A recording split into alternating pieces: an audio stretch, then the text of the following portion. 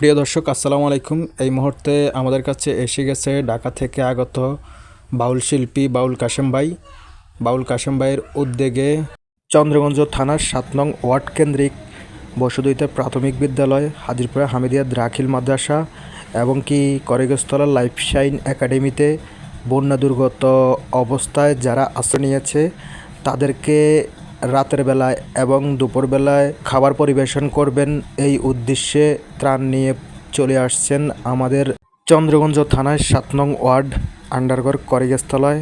আমাদের স্বেচ্ছাসেবী যারা আছে তারা খাদ্য সামগ্রীগুলো পিক আপ থেকে নামিয়ে পাশে গোডাউনে রাখা হবে। এর পাশে আমাদের রান্নার আয়োজন করা আছে।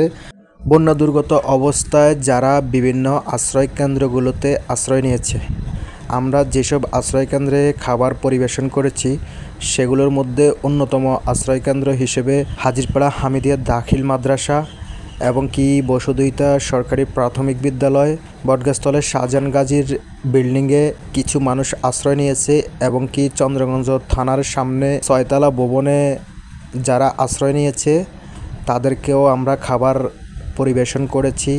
এছাড়াও আন্ডারগড় করিগস্তলের লাইফ শাইন একাডেমিতে কিছু মানুষ আশ্রয় নিয়েছে, আমরা সেখানেও এই খাবারগুলো পরিবেশন করেছি। বাউল কাশেম ভাইয়ের উদ্যোগে আমাদের আন্ডারগড় করিগস্তলার মধ্যে ২ দিনের খাবার রান্না করে আমরা বিভিন্ন আশ্রয়কেন্দ্রগুলোতে পাঠিয়েছি।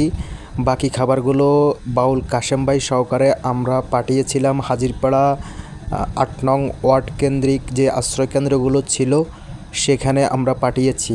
আমাদের এই কার্যক্রম ১৩ দিন ব্যাপী চলেছে। বিভিন্ন আশ্রয়কেন্দ্রগুলোতে যারা আশ্রয় নিয়েছে আমরা তাদেরকে খাবার পরিবেশন করেছি। আমাদের সাথে যথেষ্ট সহযোগিতা করেছে আমাদের স্বেচ্ছাসেবী ভাই বন্ধুগণ। বিনা পারিশ্রমিকে দিনরাত পরিশ্রম করে গেছে আমাদের স্বেচ্ছাসেবী ভাই ও বন্ধুগণেরা। আপনারা সবার জন্য দোয়া করবেন। ধন্যবাদ। আল্লাহ হাফেজ। ভালো থাকবেন, সুস্থ থাকবেন।